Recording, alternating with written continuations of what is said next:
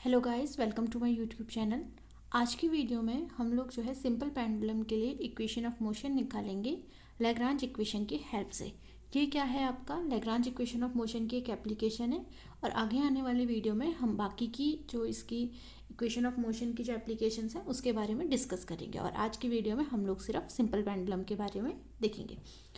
तो आपको ये इक्वेशन ऑफ मोशन इसे आगे करने से फर्दर सबसे पहले आपको पता होना चाहिए कि लैग्रांज इक्वेशन ऑफ मोशन आपकी है क्या।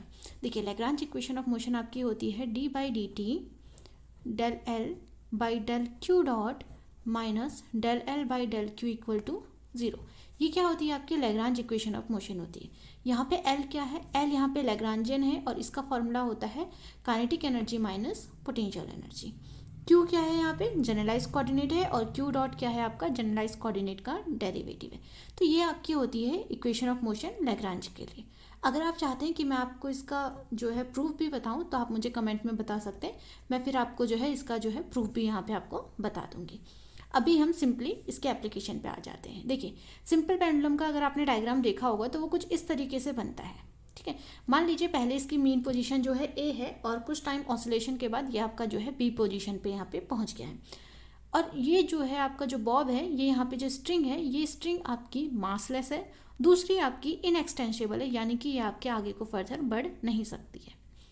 अब देखिए, ये अगर आपको यहाँ पे ऑसिलेशन करेगा तो ये कुछ हाइट एच पे पहुँच जाएगा।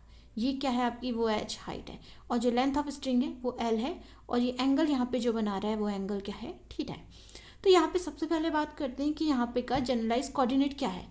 तो सिंपल पेंडुलम के लिए जनरलाइज कोऑर्डिनेट जो होता है वो होता है आपका थीटा। यहाँ पे क्या है आपका, सिंपली आप थीटा की हेल्प से इसकी सारी मोशन और इसकी जो पोजीशन वगैरह है स्पेस में आप बता सकते हैं। तो यहाँ पे जनरलाइज कोऑर्डिनेट आपका क्या हो गया, थीटा हो गया।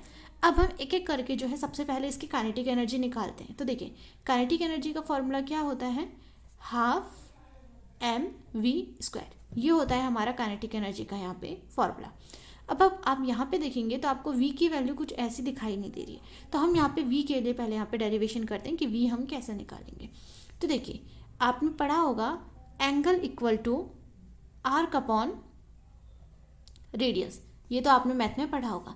एंगल यहाँ पे थीटा है और आर्क यहाँ पे कितना है, अगर मैं आर्क की बात करूँ तो ये इस तरीके से अगर जाएगा तो ये क्या है, इसका आर्क है। तो आर्क मान लीजिए यहाँ पे कितना है, आपका एस है। और रेडियस अगर यहाँ पे आप देखेंगे, अगर इसको पूरा सर्कल बना देंगे तो यहाँ पे जो रेडियस निकल कर आएगी वो रेडियस क्या आएगी, लेंथ ऑफ स्ट्रिंग यानी कि एल। अब मैं इसे क्या करती हूँ, एक बार डिफ्रेंशिएट कर देती हूँ। तो जब मैंने इसे डिफ्रेंशिएट करा, एल तो आपका कांस्टेंट है तो ये तो ऐसे ही रहा और ये क्या आ गया आपका D S by d T. तो आप अपनी वेलोसिटी की जो डेफिनेशन है उसे रिकॉइल कीजिए। वेलोसिटी क्या थी, रेट ऑफ चेंज ऑफ आपकी rate of change of displacement, या आप कह सकते हैं कि डिस्प्लेसमेंट में जो चेंज आता है वो आपकी क्या है, यहाँ पे वेलोसिटी है।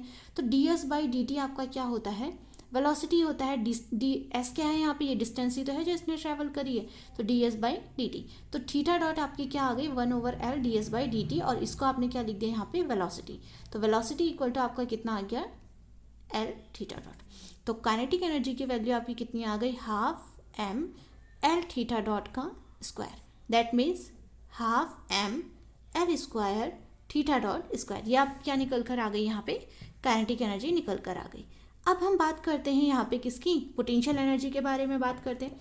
तो पोटेंशियल एनर्जी का फॉर्मूला हमारे पास क्या होता है, एम जी एच। एच क्या है, यहाँ पे हाइट है। मैं अगर अपना ग्राउंड जो है ये लेती हूँ, या अपना जो रेफरेंस पॉइंट है जहाँ पे पोटेंशियल मुझे जीरो लेना है वो इसको लेती हूँ, तो मेरी हाइट क्या है, कुछ इस तरीके से। यहाँ पे ये एच है, अगर इसको लिया जाए तो ये देखा जाए तो यहाँ पे हाइट कितनी है आपकी, एच है। इस एच की अगर आप वैल्यू निकालना चाहते हैं तो आपको क्या करना पड़ेगा, एल माइनस जो ये पूरी डिस्टेंस है उसमें से इसको हटाना पड़ेगा, तभी आपको जो है यहाँ पे एच की वैल्यू निकल कर आएगी। तो ये आपकी एल है, ठीक है, आप इसको ले रहे हैं यहाँ पे, ये रेफरेंस पॉइंट इस तरीके से, ठीक है।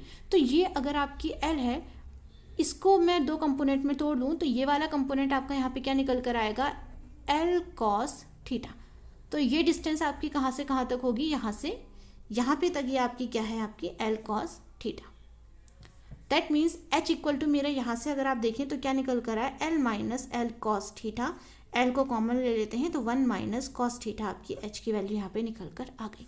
तो पोटेंशियल एनर्जी आपका कितना हो गया, एम जी एल 1 माइनस कॉस थीटा। ये आपकी क्या निकल कर आ गई, पोटेंशियल एनर्जी। लैग्रांज की अगर हम बात करें एल इक्वल टू ये क्या होता है टी माइनस वी, अभी आगे बताया था मैंने आपको। टी यहाँ पे कितना है half M L square theta dot square, और वी यहाँ पे कितना है एम जी एल 1 माइनस कॉस थीटा। ये यहाँ पे क्या है आपकी लैग्रांज ये निकल कर आ गया। अब हम यहाँ पे लैग्रांज इक्वेशन ऑफ मोशन निकालते हैं। यहाँ पे जनरलाइज कोऑर्डिनेट क्या है, क्यू की जगह पे आप क्या रख देंगे थीटा डॉट, तो डी बाई डी टी, ये इक्वेशन क्या बन जाएगी d by d t del L by del theta dot minus del L by del theta equal to 0। ये आपकी क्या निकल कर आ गई यहाँ पे इक्वेशन ऑफ मोशन। अब यहाँ पे जो है एक एक करके हम वैल्यू निकाल के पुट करते हैं। तो सबसे पहले हम निकालते हैं del L by del theta dot. यहाँ पे अगर आप देखिए इसमें थीटा डॉट का सिर्फ यही वाला टर्म है, इसमें कोई टर्म नहीं है थीटा डॉट का, तो ये वाला क्या हो जाएगा आपका 0 हो जाएगा। तो ये कितना निकल कर आ गया 1/2 m L square 2 theta dot, इस तरीके से निकल कर आएगा, 2 से 2 कैंसिल, तो ये कितना आ गया आपका m L square theta dot. ये क्या आ गया आपका del L by del theta dot की यहाँ पे वैल्यू निकल कर आ गई। इसी तरीके से हम del L by del theta निकालते हैं, तो ये निकालेंगे तो ये तो हो गया आपका 0 माइनस एम जी एल 1 का करेंगे तो 0 आ गया, माइनस कॉस का करेंगे तो आपका कितना आ जाएगा यहाँ पे माइनस साइन थीटा, ये आ जाएगा। तो आप जब इसे निकालते हैं डेल बाई डेल थीटा, ये कितना आ जाएगा माइनस माइनस ये हो गया आपका प्लस, और साथ में आगे एक और माइनस है, तो ओवरऑल किसमें आया माइनस एम जी एल साइन थीटा। ये क्या आ गया आपका del L by del theta आ गया।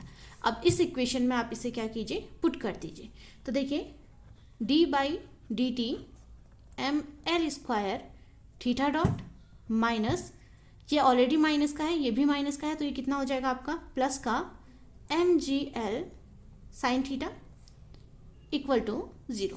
इसको फिर आपने डिफ्रेंशिएट करना पड़ेगा, एम और एल दोनों कांस्टेंट है, तो इसका डिफ्रेंशिएट करेंगे तो ये यहाँ पे क्या आ जाएगा आपका डबल डॉट आ जाएगा, तो theta double dot plus m ji L sine theta equal to 0।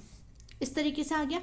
m और l यहाँ से आप ले लीजिए, कॉमन ले लीजिए, यहाँ पे जैसे ये है आपका, यहाँ पर आप कॉमन ले लेंगे, तो मैं क्या करती हूँ यहाँ पर थीटा डबल डॉट लिख देती हूँ इसको, प्लस m यहाँ से एक गया g, अब यहाँ पे एक ही l है जबकि हमने यहाँ पे से 2l कॉमन लिए हैं, तो ये l आ गया g अपॉन l, और साइन थीटा ये इसी तरीके से रहा साइन थीटा इक्वल टू 0। इस तरीके से आ गया। अगर हम मान लेते हैं कि ये एम्पलीट्यूड बहुत छोटा है, यानी कि अगर आपका थीटा क्या है थीटा इज़ वेरी स्मॉल, अगर आपका थीटा जो है स्मॉल है तो आपको पता है साइन थीटा क्या हो जाता है अप्रॉक्सीमेटली थीटा के बराबर हो जाता है। तो आपकी इक्वेशन क्या बन जाएगी थीटा डबल डॉट प्लस जी अपॉन एल, साइन थीटा की जगह पे कितना आ गया आपका सिर्फ थीटा आ गया इक्वल टू 0। और इसको आप कैसे लिख सकते हैं theta double dot plus omega square theta equal to 0, क्योंकि ओमेगा की वैल्यू क्या होती है यहाँ पे अंडर रूट जी अपॉन एल। तो ये क्या है आपका सिंपल पेंडुलम के लिए इक्वेशन ऑफ मोशन यहाँ पे निकल कर आ गई है, जिसका टाइम पीरियड आपको पता है वो कितना होता है 2 pi under root L upon G. तो ये क्या है आपका सिंपल पेंडुलम के लिए इक्वेशन है। नेक्स्ट वीडियो में अगली एप्लीकेशन के ऊपर बात करेंगे, तब तक के लिए टेक केयर, गुड बाय।